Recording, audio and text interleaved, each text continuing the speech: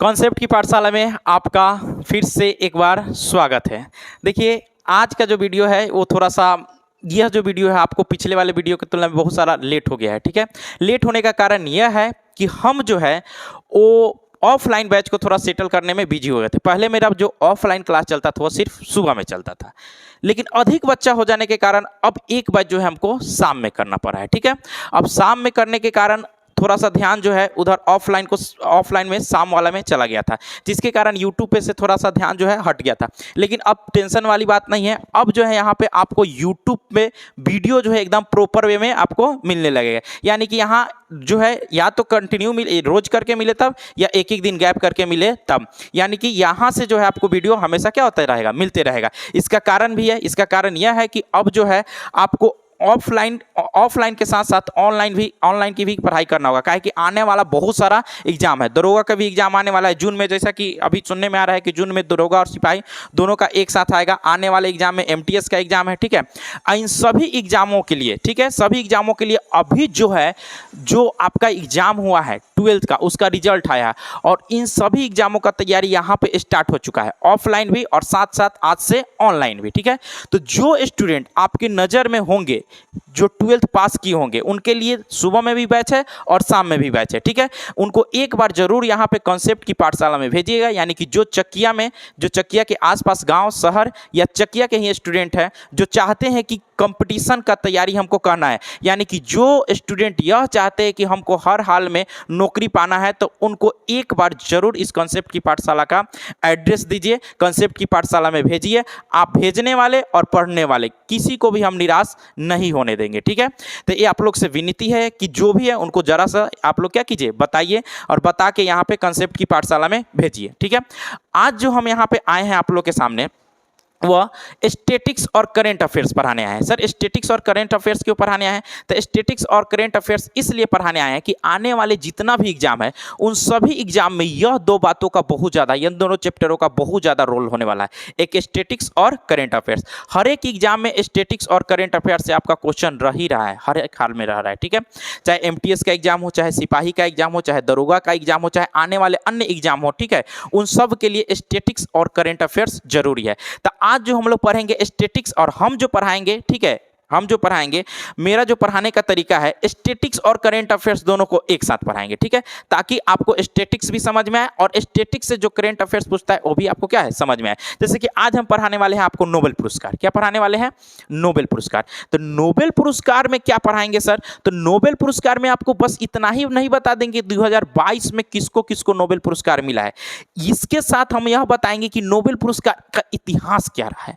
ठीक है, नोबेल पुरस्कार कहां से शुरुआत की गई, कब शुरुआत की गई, किसके नाम पे शुरुआत की गई, पहली बार किसको मिला है, भारतीयों को किसको मिला है, इन सारी बातों को बताने के बाद, ठीक है, उसका एक एक पॉइंट बताने के बाद तब हम आपको लेके आएंगे कि 2022 में किसको किसको नोबेल पुरस्कार मिला है। ठीक है, और 2022 में बस इतना ही नहीं बताएंगे किसको किसको मिला है, हम ऐसा बता देंगे कि आपको पूरा का पूरा याद हो जाएगा कि 2022 में किसको किसको मिला है। आप एक बार अपना नाम भूल जाइएगा, लेकिन 2022 में किसको किसको नोबेल पुरस्कार मिला है ये आप नहीं भूल पाइएगा। ठीक है, तो चलिए हम शुरुआत करते हैं, बिना टाइम बहुत ज़्यादा बोल दिए। अब यहाँ पे हम जो शुरुआत करते हैं नोबेल पुरस्कार की शुरुआत करते हैं। ठीक है, कि नोबेल पुरस्कार होता क्या है, किसको मिला था, कब मिला था। तो आप लोग एक बार क्या कीजिए, इसका स्क्रीनशॉट ले लीजिए। एक बार क्या कीजिए, स्क्रीनशॉट लीजिए। हम हटते हैं एक सेकंड के लिए, आप लोग इसका स्क्रीनशॉट ले लीजिए, जैसा भी है वैसा क्या कीजिए, स्क्रीनशॉट ले लीजिए। चलिए स्क्रीनशॉट ले लिए होइएगा। अब हम चलते हैं नोबेल पुरस्कार को पढ़ने। ठीक है, तो ध्यान से समझिएगा, यह जो नोबेल पुरस्कार है, नोबेल पुरस्कार आप लोग जानते होंगे पुरस्कार क्या होता है। आप अच्छे काम कीजिएगा तो आपको पुरस्कृत किया जाता है, शुरू से आपको पुरस्कृत किया जा रहा है। बचपन में घर के द्वारा, मतलब घर के लोगों के द्वारा, स्कूल के मास्टर के द्वारा पुरस्कृत किया जाता है, ताकि आपका क्या है, उत्साह बढ़े। तो उत्साह को बढ़ाने के लिए एक पुरस्कार का सिस्टम लाया गया, पुरस्कृत किया जाता है। जो लोग अच्छे काम करते हैं उनको ये क्या किया जाता है, पुरस्कार वगैरह दिया जाता है।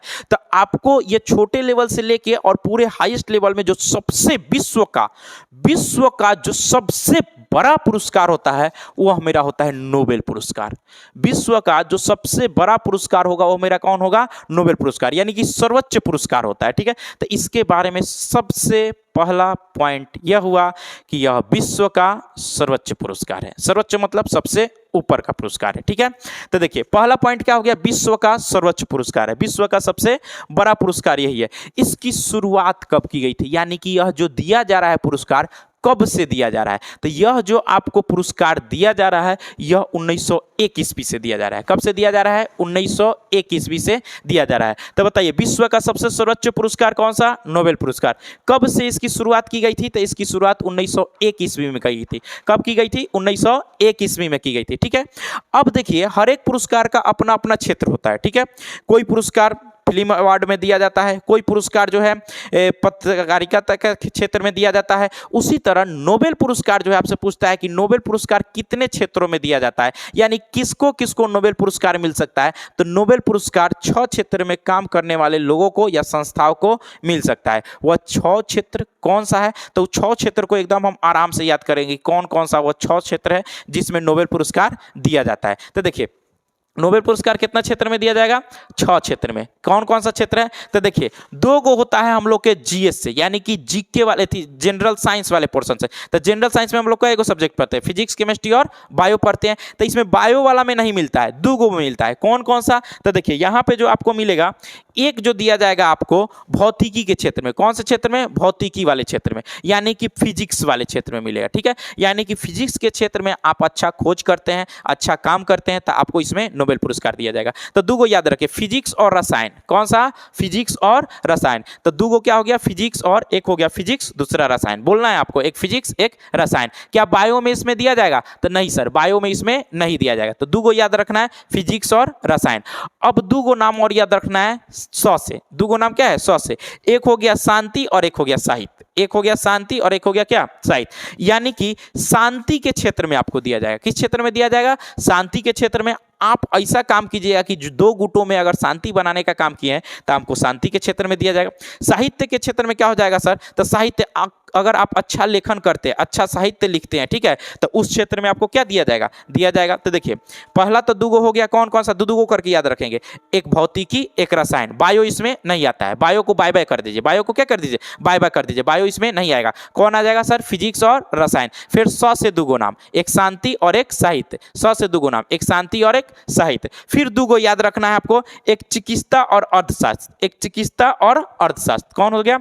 चिकित्सा और अर्थशास्त्र। तो ध्यान से देखिए 6 में कौन कौन हो गया सर? 6 में तो एक हो गया फिजिक्स रसायन, फिजिक्स रसायन, शांति साहित्य, शांति साहित्य, चिकित्सा और अर्थशास्त्र, चिकित्सा और अर्थशास्त्र। ध्यान से देखने वाला बात है यहाँ पे, जब इसकी 1901 में शुरुआत की गई, 1901 में शुरुआत की गई, तो मात्र 5 क्षेत्रों में दिया जा रहा था यह पुरस्कार। कितना क्षेत्र में? 5 क्षेत्र। ऊपर का 5 क्षेत्र देख लीजिए, ऊपर का 5 क्षेत्र में ही दिया जाता, भौतिक, रसायन, शांति, साहित्य और चिकित्सा, इन्हीं 5 क्षेत्रों में दिया जा रहा था। जो छठा क्षेत्र आया मेरा, छठा क्षेत्र यानी अर्थशास्त्र में कहा गया कि नहीं, अब अर्थशास्त्र में क्या किया जाए? इस पुरस्कार को दिया जाए। तो अर्थशास्त्र में इस पुरस्कार की शुरुआत जो हो गई 1968 ईस्वी में हो गई। कब हो गई? 1968 ईस्वी में हो गई। ठीक है, तो देखिए 1968 से हम कहाँ दे रहे हैं? अर्थशास्त्र में इस पुरस्कार को दे रहे हैं। अब कहिएगा सर ये पुरस्कार क्यों दिया जाता है, काहे दिया जाता है, ठीक है, किसके नाम पे दिया जाता है? तो देखिए यह जो पुरस्कार दिया जाता है किसके नाम पे दिया जाता है? आपसे पूछ दे कि किसके नाम पे दिया जाएगा, तो यह जो पुरस्कार दिया जाता है किसके नाम पे दिया जाता है? तो दिया जाता है अल्फ्रेड बर्नहार्ड नोबेल। ठीक है, किसके नाम पे दिया जाता है? तो अल्फ्रेड बर्नहार्ड नोबेल, यानी कि Nobel Nobel prize, Nobel Nobel prize, यानी कि अल्फ्रेड बर्नहार्ड नोबेल के नाम पर यह जो आपको पुरस्कार दिया जाता है। तो ध्यान समझिएगा, अल्फ्रेड बर्नहार्ड नोबेल कुछ ऐसा किए होंगे तब ना उनके नाम पे दिया जाता है। तो देखिए ये जो नोबेल थे अल्फ्रेड नोबेल, उनका जो थोड़ा उनके बारे में जान लेते हैं, क्योंकि उन्हीं के नाम पे पुरस्कार दिया जा रहा है। और जब हम उन्हीं के बारे में नहीं जानेंगे तब तो फिर ये गलत हो जाएगा। ठीक है, जिनके नाम पे पुरस्कार दिया जा रहा है और उन्हीं के बारे में नहीं जानिएगा तो फिर तो ये दिक्कत वाली बात है। तो देखिए थोड़ा सा उनके हम लोग जीवनी के बारे में जानते हैं। तो देखिए इनका जो जन्म हुआ था 1833 में हुआ था। कब हुआ था? 1833 में हुआ था। कैसे याद रखिए? कितना क्षेत्र में सर? 6 क्षेत्र में। तो 3 3 6, यानी कि इनका जन्म कब होता है? 1833 ईस्वी में इनका जन्म होता है। तो 1833 ईस्वी में क्या होता है? जन्म होता है। कहाँ होता है? तो स्वीडन में होता है, स्वीडन के स्टॉकहोम में होता है। तो जन्म 1833 में कहाँ सर? तो स्वीडन के क्या होता है? स्टॉकहोम में होता है। देखिए जिनके नाम पे विश्व का सर्वोच्च पुरस्कार दिया जाता है, उनकी जीवनी के बारे में जानिएगा तो आपको लगेगा कि इनसे गरीब और इनसे संघर्षपूर्ण जीवन किसी का हो ही नहीं सकता है। ठीक है, इनका जो जीवन था, यानी कि अल्फ्रेड नोबेल का जो जीवन था, वो बहुत ही ज्यादा संघर्षपूर्ण था। ठीक है, इनको जन्म तो इनका स्वीडन में हुआ, लेकिन स्वीडन से इनको कमाने के लिए कहाँ जाना पड़ा? रूस जाना पड़ा। कहाँ जाना पड़ा? रूस जाना पड़ा, क्योंकि रूस में काम करते करते एक डायनामाइट, यानी कि एक ज्वलनशील पदार्थ का आविष्कार कर दिया, जिसका नाम क्या था? डायनामाइट। डायनामाइट का प्रयोग कहाँ किया जाता है? डायनामाइट का प्रयोग बड़े बड़े पठारों और पहाड़ों को तोड़ने में किया जाता है। तो डायनामाइट की खोज कब कर दी? तो 1867 ईस्वी में इन्होंने क्या कर दिया? डायनामाइट की खोज कर दिया। यानी कि विस्फोटक पदार्थ है। डायनामाइट क्या है? एक विस्फोटक पदार्थ है। और विस्फोटक पदार्थ की जो खोज हुआ वो 1867 में किसके द्वारा किया गया? नोबेल के द्वारा किया गया, अल्फ्रेड नोबेल के द्वारा किया गया। ठीक है, तो अल्फ्रेड नोबेल का जन्म कब हुआ? 1833 में। कहाँ हुआ? स्वीडन में। इन्होंने क्या किया था सर? तो डायनामाइट की खोज की थी। कितना में? 1867 में किया था। और इसके बाद जो उनको रुपया मिला, बहुत सारा इनको रुपया मिला, और उस रुपया को इन्होंने क्या किया कि इनसे जो ब्याज प्राप्त होगा, इन्हीं ब्याज को, ठीक है, नोबेल पुरस्कार के रूप में दिया जाएगा। इन्हीं ब्याज को किस रूप में दिया जाएगा? नोबेल पुरस्कार के रूप में दिया जाएगा। इनको प्रेरणा यह कहां से मिली कि नोबेल पुरस्कार देना चाहिए? तो इनको यह प्रेरणा कब मिली? तो देखिए ये 1894, देखिए इनकी मृत्यु कब हो गई? 1896 में इनकी क्या हो गई? मृत्यु हो गई। 1894 की एक घटना है। 1894 में इनके बारे में अफवाह उठ किया क्या कि नोबेल मरे गए। नोबेल क्या हो गए? मर गए। तो उसमें एक पत्रकार था, पत्रकार ने इनके बारे में लिखा था कि विस्फोटक, जैसे कि ये विस्फोटक पदार्थ है, ठीक है, तो विस्फोटक पदार्थ बनाने वाला व्यक्ति विस्फोटक की तरह ही क्या हो गया? मर गया। ऐसा एक कथन था। इस कथन के कारण जो है नोबेल पुरस्कार को, मतलब इनको जो है नोबेल को बहुत बड़ा धक्का लगा कि हमारे जीवन में ये नहीं चाहते थे कि इनका जो जीवन है, इनको मरने के बाद कोई इस नाम से याद करे कि जैसा इन्होंने काम किया उसी से क्या हो गया? खराब। यानी कि विस्फोटक पदार्थ बनाने का काम किया था और विस्फोटक की तरह ही क्या हो गए? मर गए, और ये आ गए, जर गए। ठीक है, तो इन्होंने यह सोचा कि हम ऐसा काम करके जाएंगे कि जिंदगी भर हमको क्या किया जाए? याद किया जाए। तब उन्होंने अपने वसीयत में लिख दिया कि हमारे मरने के बाद हमारा जो पैसा होगा, उससे जो रेवेन्यू, मतलब उससे जो टैक्स या उससे जो ब्याज वगैरह लिया जाएगा, उसी ब्याज के पैसा से क्या दिया जाएगा? नोबेल पुरस्कार दिया जाएगा। ठीक है, उन्हीं ब्याज के पैसा से नोबेल पुरस्कार। तो इन्होंने अपने वसीयत में नोबेल पुरस्कार की जानकारी लिख के मर गए। ठीक है, इनकी मृत्यु कब हो गई? तो इनकी मृत्यु जो हो गई 1896 में। इनकी मृत्यु कब हो गई? 1896 ईस्वी में इनकी क्या हो गई? मृत्यु हो गई। तो यह किनका कहानी था? यह अल्फ्रेड नोबेल का कहानी था। ठीक है, तो अल्फ्रेड नोबेल के बारे में आप लोग जान गए। नोबेल पुरस्कार किन क्षेत्रों में दिया जाता है? तो नोबेल पुरस्कार 6 क्षेत्रों में दिया जाता है। अब इन 6 क्षेत्रों में जो है, इन 6 क्षेत्रों में कहां कहां दिया जाता है? ध्यान समझिएगा। तो कहां दिया जाता है? तो आपको शांति का जो पुरस्कार होगा, इसमें शांति का पुरस्कार जो होगा वो दिया जाता है नॉर्वे की राजधानी ओस्लो में। नॉर्वे की राजधानी कहां दिया जाता है? ओस्लो में। इस बात को याद रखना है कि शांति का पुरस्कार 100 से शांति 100 से स्लो, 100 से शांति 100 से स्लो, यानी कि नॉर्वे की राजधानी ओस्लो में दिया जाता है। कहां दिया जाता है? ओस्लो में। यह पूछता है कि जो आपका पुरस्कार होता है, शांति का पुरस्कार, कहां दिया जाता है? तो नॉर्वे की राजधानी ओस्लो में दिया जाता है। नॉर्वे की राजधानी कहां दिया जाता है? ओस्लो में दिया जाता है। ठीक है, में काम करते करते एक डायनामाइट, यानी कि एक ज्वलनशील पदार्थ का आविष्कार कर दिया, जिसका नाम क्या था? डायनामाइट। डायनामाइट का प्रयोग कहां किया जाता है? डायनामाइट का प्रयोग बड़े बड़े पठारों और पहाड़ों को तोड़ने में किया जाता है। तो डायनामाइट की खोज कब कर दी है? तो 1867 ईस्वी में इन्होंने क्या कर दिया? डायनामाइट की खोज कर दिया। यानी कि विस्फोटक पदार्थ है। डायनामाइट क्या है? एक विस्फोटक पदार्थ है। और विस्फोटक पदार्थ की जो खोज हुआ वो 1867 में किसके द्वारा किया गया?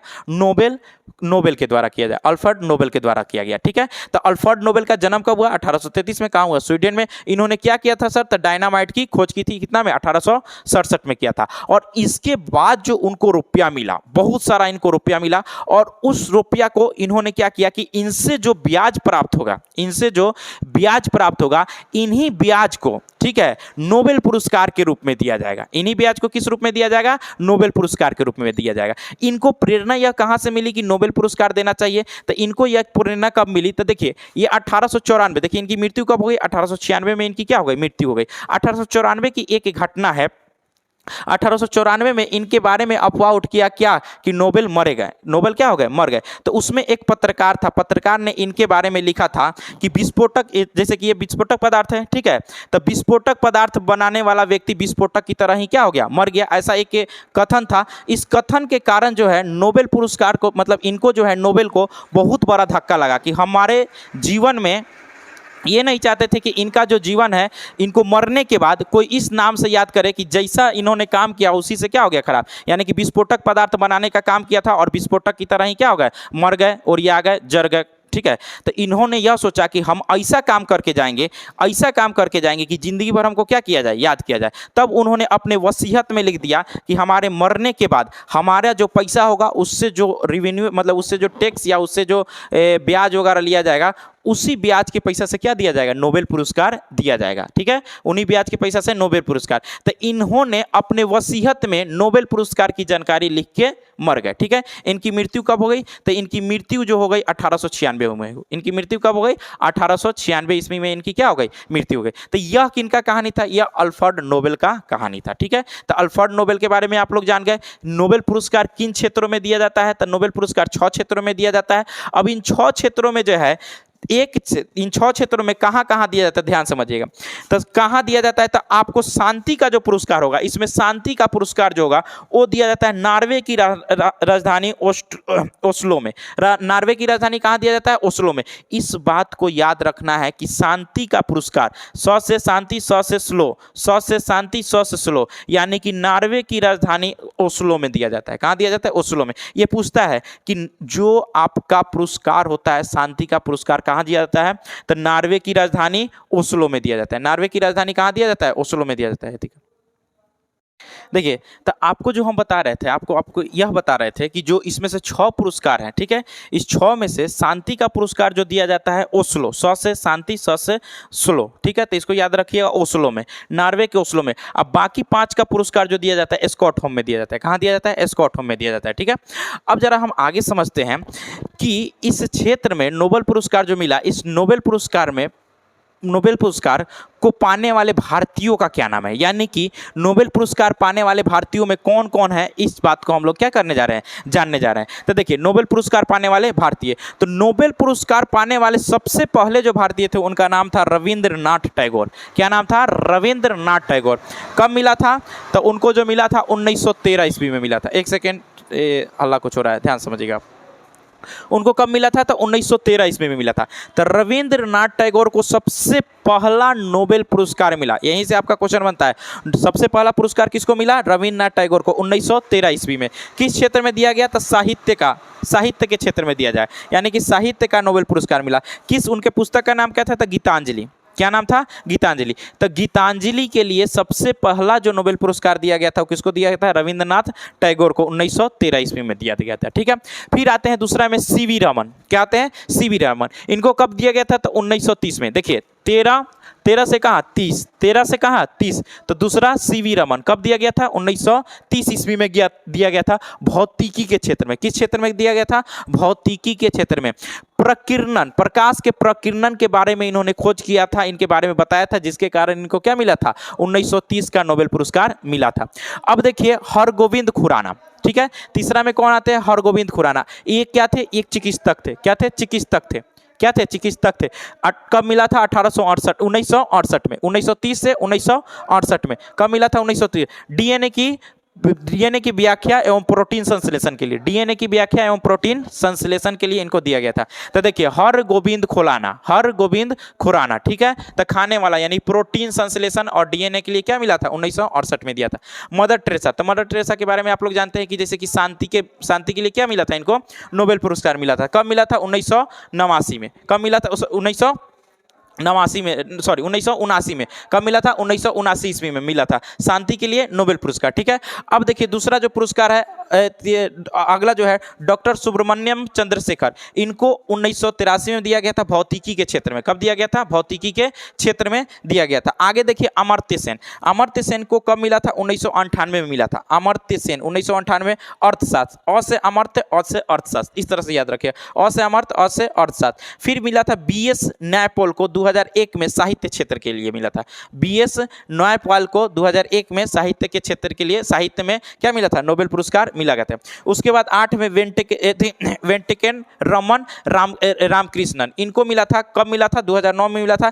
केमिस्ट्री में मिला था राइबोसो की संरचना के लिए। देखिए और इसमें बहुत ज़्यादा है, इसमें दो और है, दो और भारतीय है जिनको क्या मिला था? नोबेल पुरस्कार मिला था। इसको हम आपको नेक्स्ट वीडियो में बता देंगे। नेक्स्ट वीडियो में आज के लिए इतना ही हम इसलिए रखते हैं कि थोड़ा सा प्रॉब्लम है। ठीक है, इसके बाद हम आपको नेक्स्ट वीडियो में बताएंगे कि दो कौन भारतीय हैं, किनको 2 बार पुरस्कार, किनको 2 बार नोबेल पुरस्कार मिला है। यानी एक ही व्यक्ति जिनको 2 बार नोबेल पुरस्कार मिला है उनको बताएंगे। उसके बाद बताएंगे किनको 3 बार नोबेल पुरस्कार मिला है, और तब बताएंगे कि 2022 में किनको किनको नोबेल पुरस्कार मिला था। ठीक है, तो इस तरह से आज के लिए इतना ही वीडियो रहने दीजिए, फिर आपको मिलते हैं नेक्स्ट क्लास में। चलो, तब तक के लिए जय हिंद।